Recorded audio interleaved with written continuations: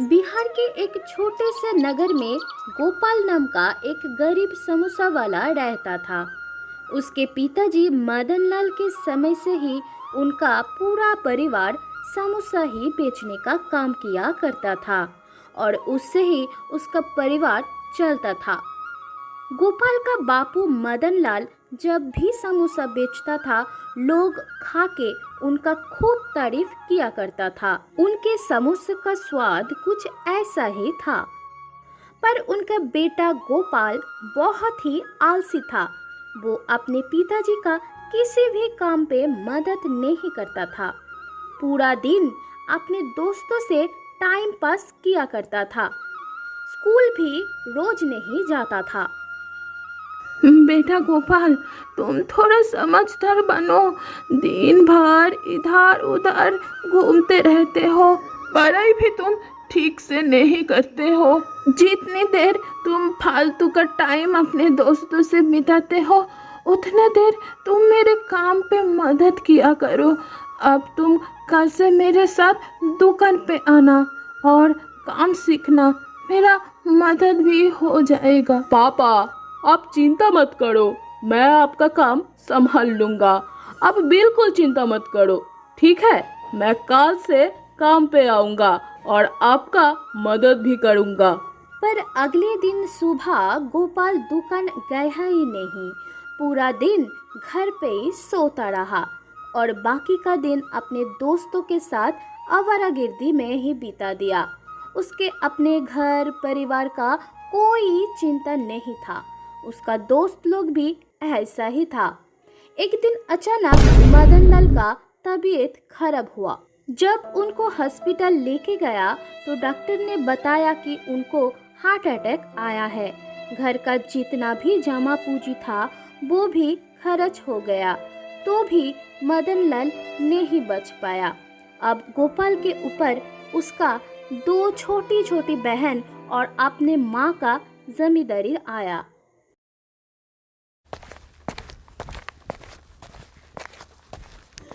माँ, आप बिल्कुल चिंता मत करो।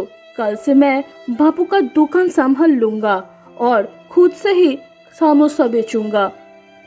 पर बेटा, तुम अपने बापू से काम भी नहीं सीखा तो कैसे करोगे? कैसे तुम दुकान संभालोगे?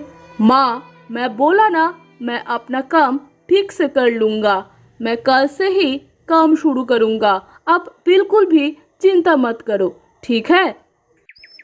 गोपाल के बापू के नाम से कुछ दिन तो दुकान ठीक ठाक से चलने लगा और मुनाफा भी ठीक ठाक से हो गया। गोपाल भी बहुत ही खुश रहने लगा। पर धीरे धीरे गोपाल का समोसा बिकना बंद हो गया। ग्राहक भी अब उसके दुकान पे कम आने लगा। लोगों को भी स्वाद नहीं मिल रहा था, जो स्वाद गोपाल का बापू का हाथ का समोसा में था। एक दिन गोपाल मुंह लटका कर बैठा था। क्या हुआ बेटा? माँ, अब लगता है समोसा खाने वाला ग्राहक का संख्या कम हो गया है। आजकल ग्राहक बहुत ही कम आने लगा है। पता नहीं उनको मेरा समोसा क्यों पसंद नहीं आ रहा है। आजकल समोसा बिकना ही बंद हो गया है। बेटा, मैं तो पहले ही बोला था, अपने बापू से सब काम सीख लो। एक दिन में कुछ नहीं होता है।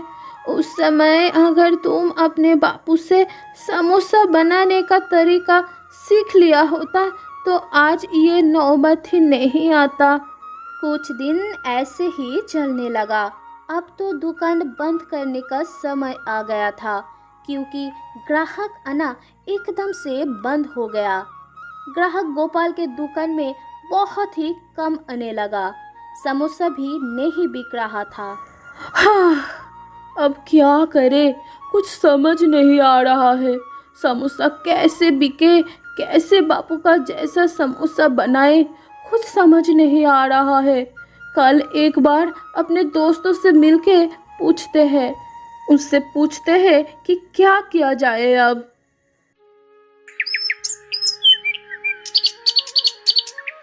अगले दिन सुबह गोपाल अपने दोस्तों से मिलता है। गोपाल दोस्तों को अपनी परेशानी बताता है। गोपाल के सारा बात सुन के उसका एक दोस्त मुन्ना बोलते हैं, ओ भाई, समोसे के चक्कर में पड़े हो। समोसा बेच के क्या कर लिया इतने दिन? समोसे के दुकान से कुछ नहीं होगा। तू एक काम कर, कल सुबह का बस पकड़ और शहर चले जा। वहाँ जाके अपने लिए कोई ढंग का नौकरी खोज ले। घर अच्छे से चलेंगे तेरा। हाँ भाई, मुन्ना ठीक ही बोल रहा है।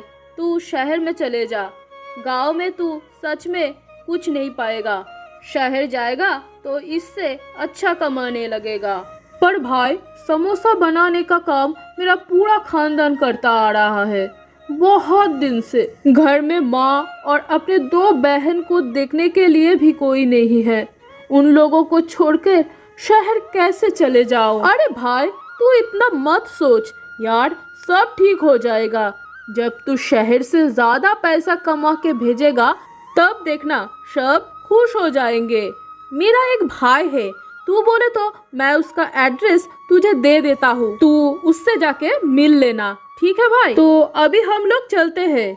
बहुत सोचने के बाद गोपाल अपने घर आता है और शहर जाने का फैसला करते हैं।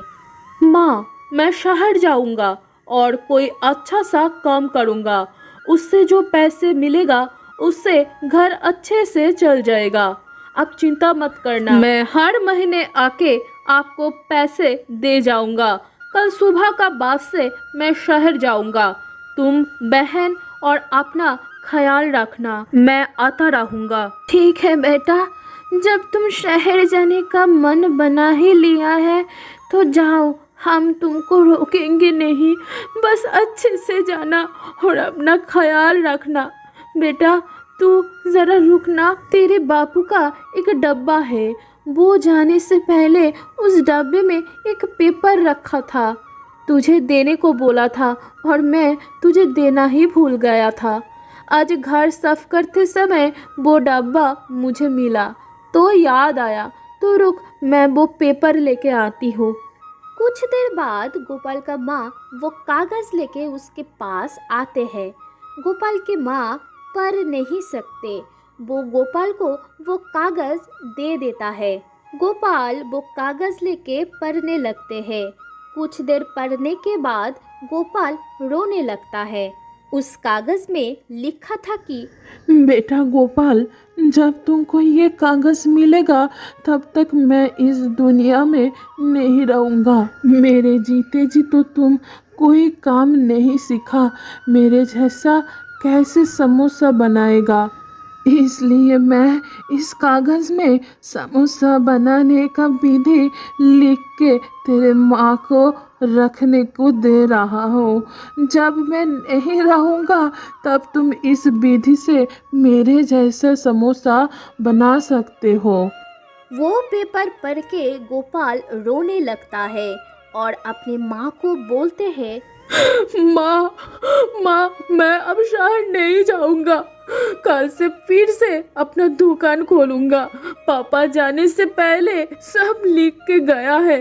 अब देखना माँ, मैं कैसे अच्छे से काम करके सब कुछ ठीक कर देंगे।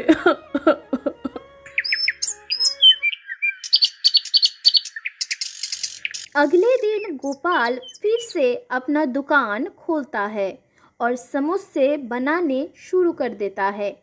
कुछ दिन पहले जैसे ग्राहक बहुत कम आया, पर जब सबको पहले जैसा समोसा खाने का स्वाद मिला तो लोग धीरे धीरे गोपाल का दुकान में आने लगा और भीड़ करने लगा। दिन पर दिन गोपाल का सेल 2 गुना होने लगा। गोपाल खूब मेहनत करता रहा और अब गोपाल खूब मुनाफा भी कमाने लगता है। अब वो अपना परिवार का जिम्मेदारी समझ गया और अपना परिवार को खुश रखने लगा। गोपाल मन ही मन अपने पिताजी को याद करके प्रणाम किया करता है और उनसे माफ़ी मांगने लगता है। हेलो फ्रेंड्स, आपको कैसा लगा हमारा ये स्टोरी? ये वीडियो अच्छा लगा हो तो प्लीज़ लाइक करना, सब्सक्राइब करना मत भूलना और कमेंट सेक्शन में बहुत सारा प्यार देना। मिलते हैं तुमसे अगले वीडियो में। बाय।